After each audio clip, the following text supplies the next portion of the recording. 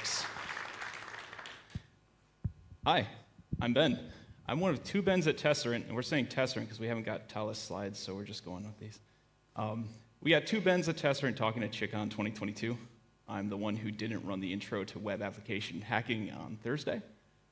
I've done a couple of talks before. Some of you may recognize me. This is my first time actually doing it in front of people on a stage, so that's fun. Thank you. Today I'm going to be talking about living off the land for web app pen testers. I'm curious if any pen testers in the audience have had these scenarios happen to them. I'm going to slow down because every time I do this I go way too fast so no one can actually understand what I'm saying. You're testing in a pre-production apps that live on a client's internal network. The only way to access target resources is with the laptop they give you. The laptop's running a corporate image, and of course, you're not local admin, and in fact, you don't have permissions to install anything on the laptop that isn't approved by IT. Your point of contact apologizes, but there's just no way to get approval for you to install Burp Suite Pro on that laptop before the app you're supposed to test goes live. You're just going to have to do your best. Scenario 2, you're at a client site, you're supposed to be testing an app that's currently undergoing some sort of weird, not quite agile development. The app lives in a speed-to-market lab, accessible only to you by a jump box, and of course you're not allowed to install hacker tools on a secure jump box. What's wrong with you? Now, these scenarios might seem contrived or far-fetched, but I assure you they've happened to me more than once.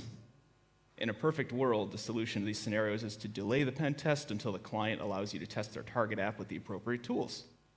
But unfortunately, we don't live in a perfect world. Launch deadlines, scheduling conflicts, and other factors sometimes make it unavoidable that you have to test an app as best you can without access to those tools. So here's a fun bonus scenario. During the readout call following a penetration test of an internal-only web app, the client pushes back on a SQL injection or a cross-site scripting finding, saying, "You have this marked as a high-risk finding, but the app is only available on our corporate intranet, and none of our employees would be able to install Burp Suite or SQL Map or anything else that they'd actually need to be able to exploit this issue. Can you remove the finding altogether or just make it an info?" And first of all, a lot of attacks don't strictly require the use of automation scripts or intercepting proxies, and this may come as a shock to some people, but the bad guys don't care about policies that prohibit tool usage, especially when they can just show up and plug in the device to the network. Which leads us to the million-dollar question. Is it possible to conduct an actual web app penetration test without the use of an intercepting proxy? Now, to be clear, what I'm about to show you is not a good alternative to using actual tools made for doing actual web app pen testing. But when you're in a situation where you have zero access to those tools, you're still expected to do your best for a client, especially if you're on site. And then make damn sure you write a couple of actual paragraphs in the constraints section of your report, detailing in excruciating detail how the test was performed without the use of industry standard tooling and why. Speaking of CYA, you should have already told your supervisor, your project manager, your salesperson, the person who scoped the test, your therapist, your partner, your pets, the ducks at the park, that the client isn't allowing you to use your tool set on this test.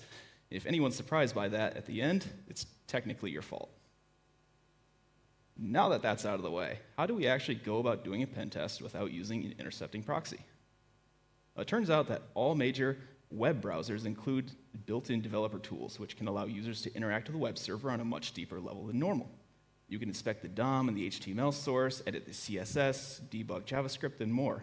And because we're living in the darkest timeline, Edge's developer tools work extremely well for living off the land. I've also been told that Firefox does what I'm about to tell you. Maybe I had an older version that didn't, but just so you know, apparently Firefox works pretty good too, I guess. The most useful tool is the edit and replay feature, where you can right-click a request in the network history, and you can modify parameters and then replay the request right built into the UI. Google Chrome does not, which is the most backwards thing I've seen in a while. So if we compare DevTools built into, say, Edge to Burp Suite, DevTools will keep a log of the HTTP requests and responses and lets you inspect headers and parameters sent between the browser and the web server. DevTools lets you repeat previous requests, lets you edit the content of the requests, and you can modify responses. You can edit how content is rendered. Although if you've ever used DevTools to bypass a paywall, you already know this. It's not the perfect solution, though, and most annoyingly, there's no built-in way to intercept a request from your browser, before it gets sent to the server. Any edits you want to make to a request have to be done by repeating a request that's already been made. I had a coworker tell me how you can get around this, and it was so convoluted that I stopped, my brain stopped about halfway through, so we're just going to keep going with this. You can't do any fancy automation with dev tools, and some of the nice-to-have features that make Burp Suite into a Swiss Army chainsaw are not going to be available to you. But when all's said and done, you can think of dev tools for pen testing as a lighter version of the free version of an intercepting proxy. And if this were a podcast, this is the part where I'd stop for an ad read, and I'd tell you that all the paid versions of Pakiki Proxy are still on sale for Black Friday. But Ben, what if the client is using group policy to disable developer tools on every approved web browser?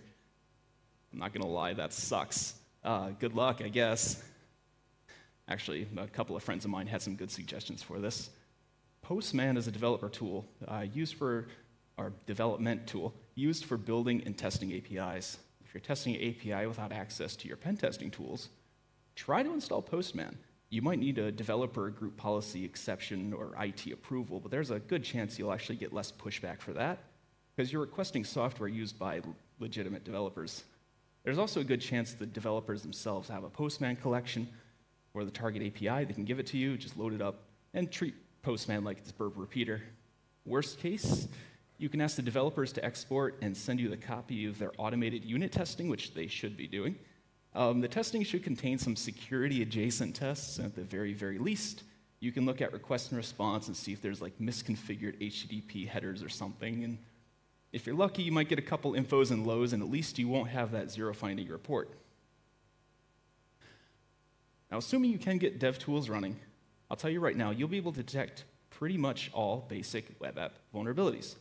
A couple of check-ons ago, I gave a talk about a Defender checklist that you can use to pick low-hanging fruit. That QR code is the link to it, by the way.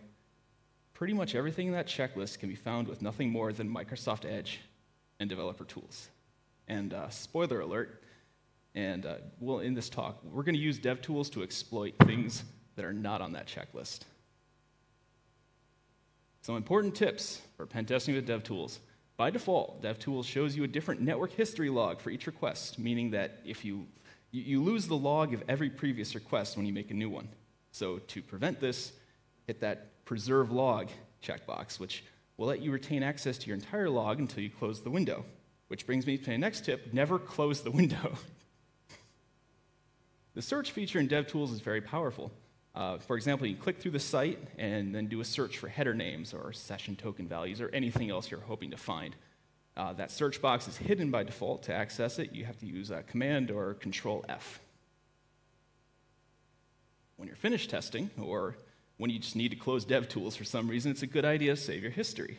You just right-click anywhere in the network history, choose Save All as HAR with content. And to re-import it, just drag and drop it right back into the network tab. You're good to go. Now, for the next portion of this presentation, we're going to do a quick and dirty pen test of a sample e-commerce site I found on GitHub. A simple store features a very basic shopping cart and checkout system with a decent user registration and authentication functionality. I figured I'd get the site running locally. I spent an afternoon introducing a bunch of contrived vulnerabilities into the code for demo purposes, but then I started poking around. And, oh God, that's a rainbow report. Lucky for me, Simple Store already contains plenty of interesting problems. You got a critical, 3 highs, a couple mediums, couple lows, and an info. So can we detect and reproduce these findings without using intercepting proxy? Let's reproduce these findings in order from low risk to high risk so that we save the best for last. First, you'll see how it's supposed to be done, using Burp Suite Pro to manually locate each finding, and we're not going to cheat by using the scanner. And you'll see we do the same thing with Edge's developer tools. So, first off, that info. By default, many frameworks and web servers are configured to disclose their back-end and web server types and versions in response headers. That's not a vulnerability on its own, but it tells an attacker more than they need to know about your environment. If you're running out-of-date software, A, you shouldn't be, and B, you don't want to announce it to everyone who visits your site.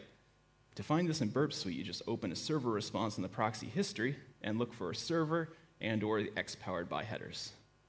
In Simple Store, we can see the server header displays the Apache web server version. X powered by headers advertises the PHP version. Now, it's very simple to find in Edge's developer tools, too. So hit F12 to bring up DevTools, browse to the site, in the Network History tab, you open the request to that local host, well, in this case, localhost / Simple Store, and you view the response headers. Easy as that. Low findings now. When you first browse to a login page, sometimes the app will place a session ID cookie in your browser. When you log in, that session ID value is supposed to change so that you're not using the same cookie value you had when you were unauthenticated. If the cookie doesn't change, there's a danger of an attacker trapping a session by doing something like a kiosk attack, where you browse to a target site on a public machine, and then you note the session ID that comes back. Then you wait for someone to use that machine and log into that site. And because that authenticated session ID is the same as the unauthenticated session ID you already know, now you can hijack that logged in session.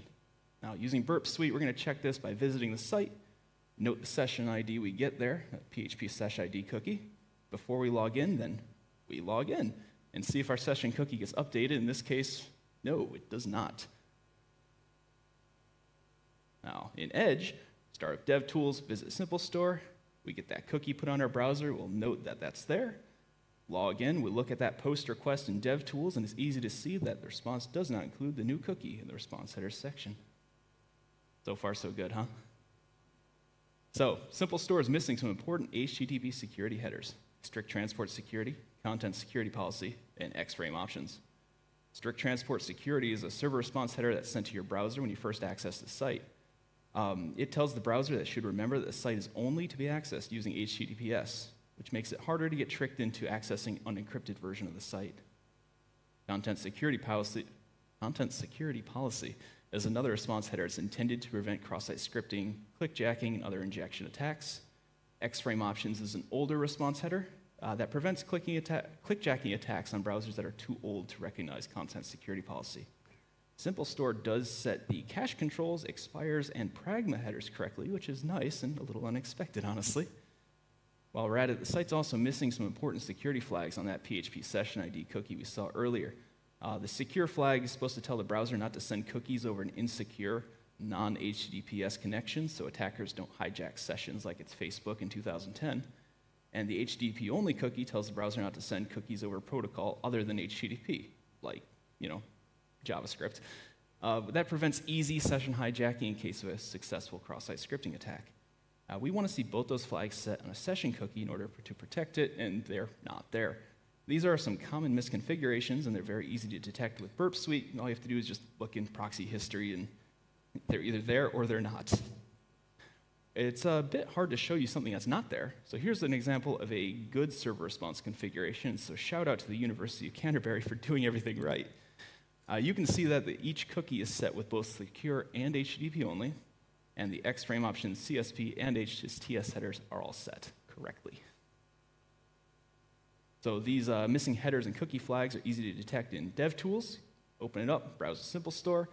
In the response headers, we note that the web server does not send those headers there. And normally you check the other pages too, using the search feature, but for the sake of this presentation, spoiler alert, those headers aren't anywhere in the app. From here, we can see the PHP session cookie is also missing those security flags too. Now, before I move on, I do want to clarify for the pedantic folks here who noticed that Simple Store doesn't use TLS. Yes, if you were to put secure on that cookie and HSTS in the server response headers, everything's just going to explode. But as a tester, you should still include those findings in your report and note that they shouldn't be implemented until TLS is enabled. That way, the client isn't going to get a couple surprise findings on their next pen test report just because they turn on TLS like they're supposed to. Medium time. The password policy for Simple Store is god-awful. You just need to provide 6 characters. Now, that's actually a separate high finding. We'll get to that in a little bit. What's interesting is the enforcement for that policy is all client-side. If you try to register a new user with a password that's shorter than 6 characters, JavaScript will yell at you. It's trivial to bypass this with an intercepting proxy, and that should be noted in the finding we're getting to, but it's actually a lot worse than this. Because when you go to change the password for an existing user, there's nothing stopping you from setting a password that violates that 6-character minimum, So we're going to set our password to the letter A. And then we're going to log out and try to log back in. And we get a fun little JavaScript error telling us that we have to use a password that's the appropriate length. So congratulations, we just locked ourselves out of the site. But fortunately, we do have an intercepting proxy. So we're going to input a password that satisfies that client-side length requirement. We'll intercept the request. We'll put it in our appropriate one-character password, forward it on, and there we go. Once we're logged in, we'll change our password back to something with the expected length, so we don't have to keep doing this. In DevTools, it's a similar workflow. We'll log in, change our password to a single character, log back out, trigger that self-lockout we just saw. But because we don't have that intercept feature, in DevTools, we have to fail a login attempt first. So in this example, I tried to sign in with the password of all Bs and get the expected result of wrong username or password. But that's fine, because I can go back and right-click that login_submit.php request and choose edit and resend. Replace all the Bs with that single letter A, hit the send button. That convinces the server to attach a valid session to our session cookie, so we can browse back to simplestore/index.php and use the site as an authenticated logged-in user. And once again, change the password back to something it likes.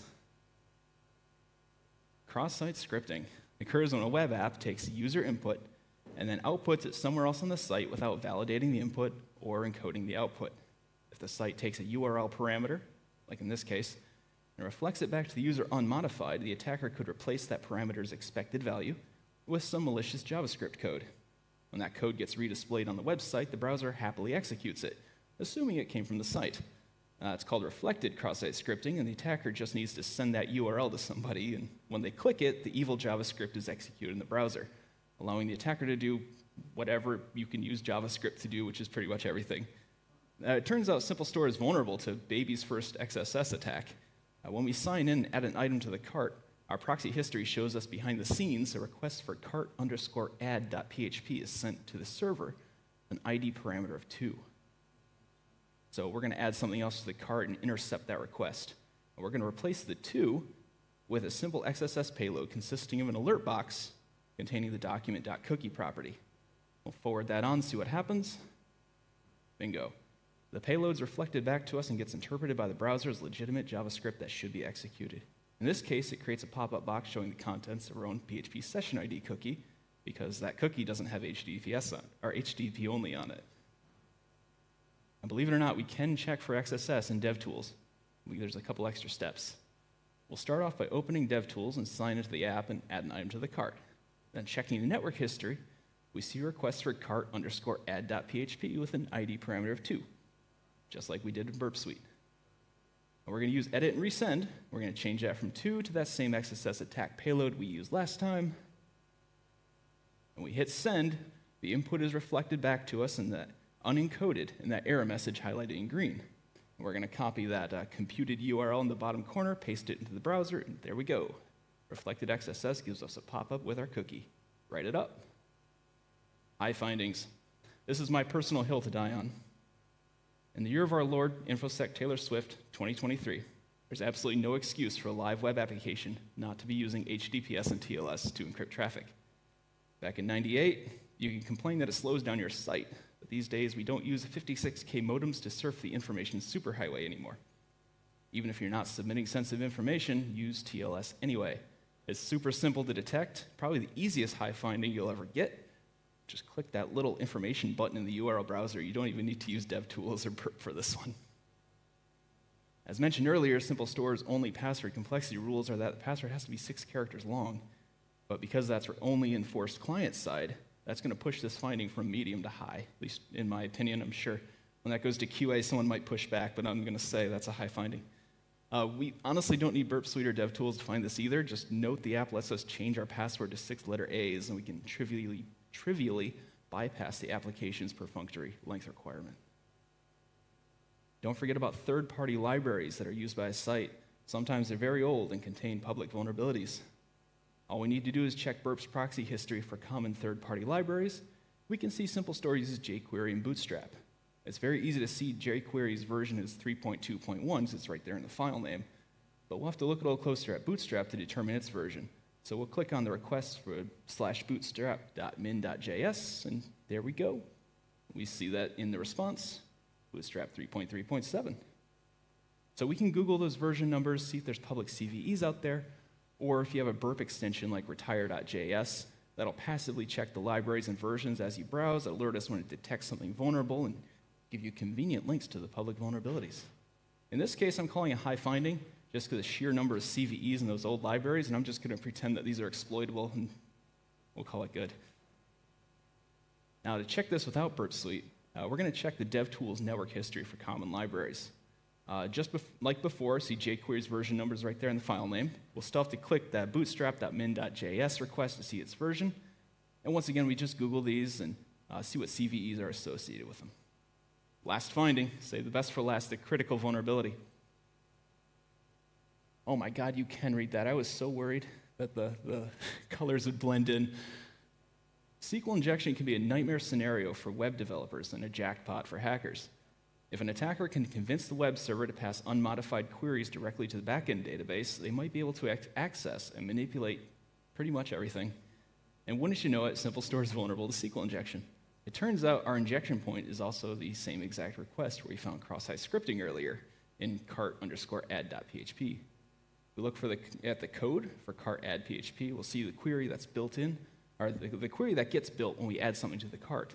We're inserting the user ID, the item ID, and the added to cart status. So we end up with a query that looks something like this when we add an item with item ID of 2 into the cart. Unfortunately for SimpleStore, everything in the item ID slot gets put directly into a database query, and we have complete control over what goes into item ID.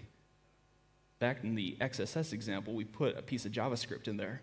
But what happens if we simply replace our item ID with a single apostrophe character?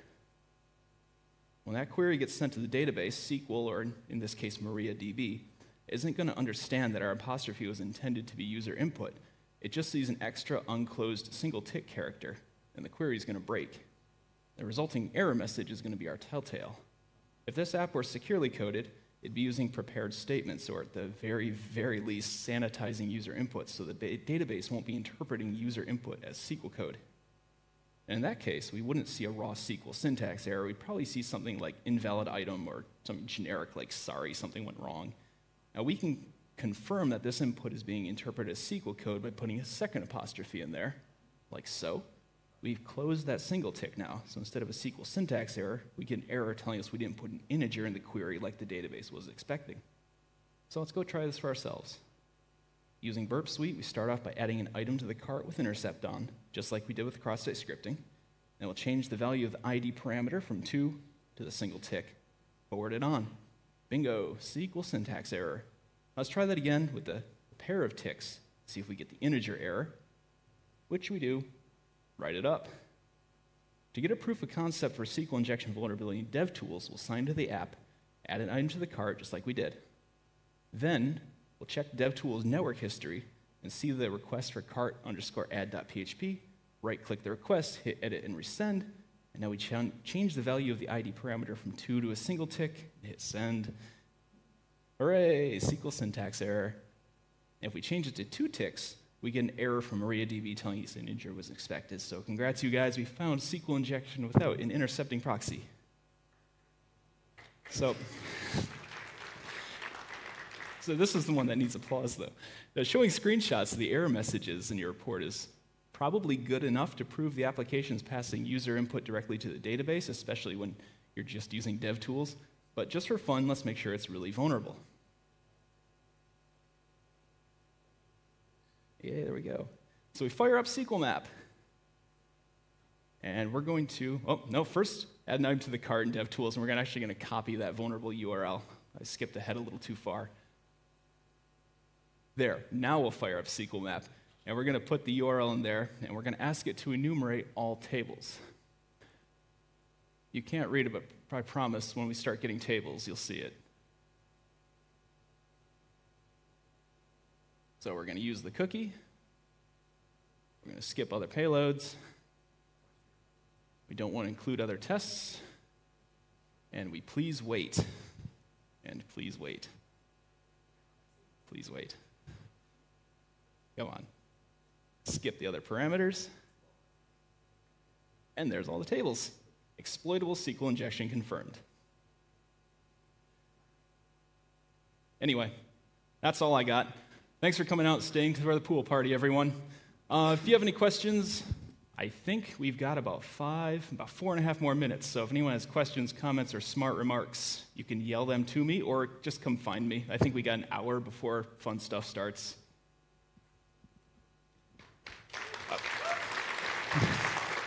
Thank you.